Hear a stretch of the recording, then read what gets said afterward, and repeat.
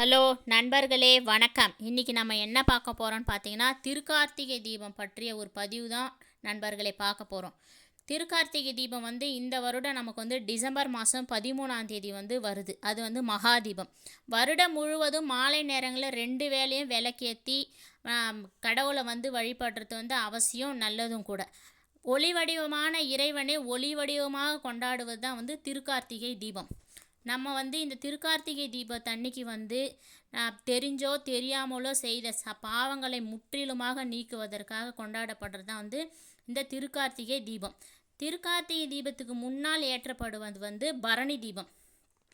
நம்ம தெரிஞ்சோ தெரியாமலோ எவ்வளோ பாவம் செஞ்சிருந்தாலும் அந்த பாவத்தை போக்கி இறைவனோட அருள் நம்ம கிடைச்சி நம்ம வாழ்க்கையில் ஒரு ஒளி கிடைக்கிறதுக்காக நம்ம கொண்டாடப்படுறது தான் இந்த திருக்கார்த்திகை தீபம்.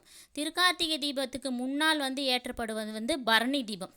இந்த பரணி தீபம் எதுக்காக ஏற்றோன்னு பார்த்தீங்கன்னாக்கா, இப்போ திருவண்ணாமலை அருணாச்சலேஸ்வரர் கோயிலில் டிசம்பர் மாதம் 12ஆம் தேதி காலையில் 4 மணிக்கு ஏற்றப்படும். நம்ம அதிகாலை 4 மணிக்கு ஏற்ற முடியலனா கூட டிசம்பர் மாதம் 12ஆம் தேதி மாலை 6 மணிக்கு ஏற்றணுன்னா கூட அந்த அருள் நமக்கு கிடைக்கும். டிசம்பர் மாதம் 13ஆம் தேதி மாலை 6 மணிக்கு திரு அண்ணாமலையார் கோயிலில் தீபம் ஏற்றப்படும். அந்த தீபம் பரணி தீபம், விஷ்ணு தீபம், நாட்டு கார்த்திகை தீபம், தோட்ட கார்த்திகை தீபம், மகா தீபம் அப்படின்னு 5 வகையாக சொல்கிறாங்க. ஒரு நாளைக்கு நம்ம தீபத்தன்னைக்கு மட்டும்தான் விளக்கு போடணும்னு அவசியம் இல்லை. தீபம் முடிஞ்சு 5 நாளைக்குமே இந்த 5 வகையான தீபம் கொண்டாடப்படுது. அதனால் தீபத்திலிருந்து அந்த 5 நாளைக்குமே நாம் மாலை நேரங்களில் வாசல் அழகாக கோலம் போட்டுட்டு நம்ம அழகாக தீபத்தை ஏற்றி வச்சு நம்ம சாமியை கொண்டாடலாம். இந்த தீபத்தை திருக்கார்த்திகை தீபத்துக்கு முன்னால் ஏற்றப்படும் பரணி தீபம் பரணி தீபன்றது என்னன்னு பார்த்தீங்கன்னாக்கா, பரணி நட்சத்திரத்தில் சிவனோட 5 படைப்புகளில் படைத்தல், காத்தல், அழித்தல், மறைத்தல், அருளல், இந்த காட்டு விதமாக நமக்கு எப்படிலாம் சிவபெருமான் அருள் புரிகிறாரோ அந்த மாதிரி கொண்டாடுறப்ப இந்த 5 நாளில் நம்ம ஏற்றப்படுற இந்த 5 நாள் தீபம்.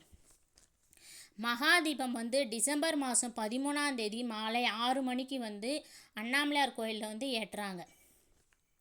இதே மாதிரி நம்மளும் வீட்டில் என்ன பண்ணலான்னு பார்த்தீங்கன்னா, வீட்டு வாசலில் அழகாக கோலம் போட்டு வீடு வாசல்லாம் நல்லா சுத்தப்படுத்திட்டு 6 மணிக்கு நம்மளும் 6 மணிலேருந்து 7 மணி வரைக்கும் வீட்டு வாசலில் தீபம் ஏற்றிட்டு, அதேமாதிரி பூஜை ரூமில் சாமிக்கிட்ட 5 விளக்கு ஏற்றி வைக்கணும்.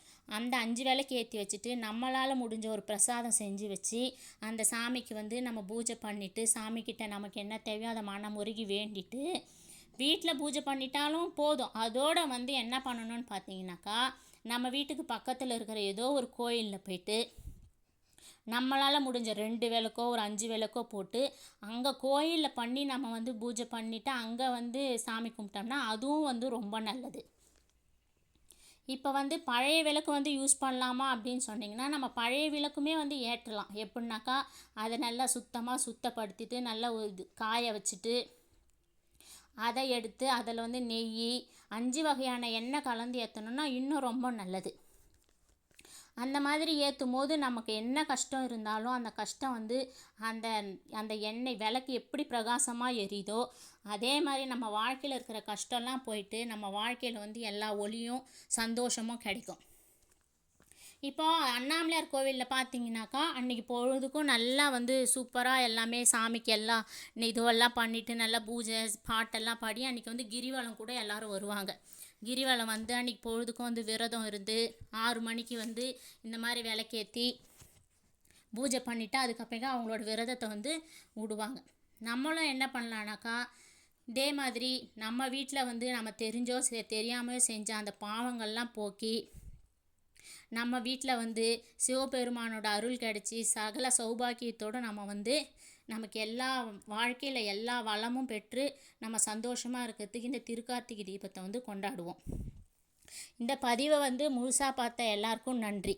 நம்ம சேனலை சப்ஸ்கிரைப் பண்ணிக்கோங்க, கமெண்ட் பண்ணுங்கள், ஷேர் பண்ணுங்கள். Okay, thank you.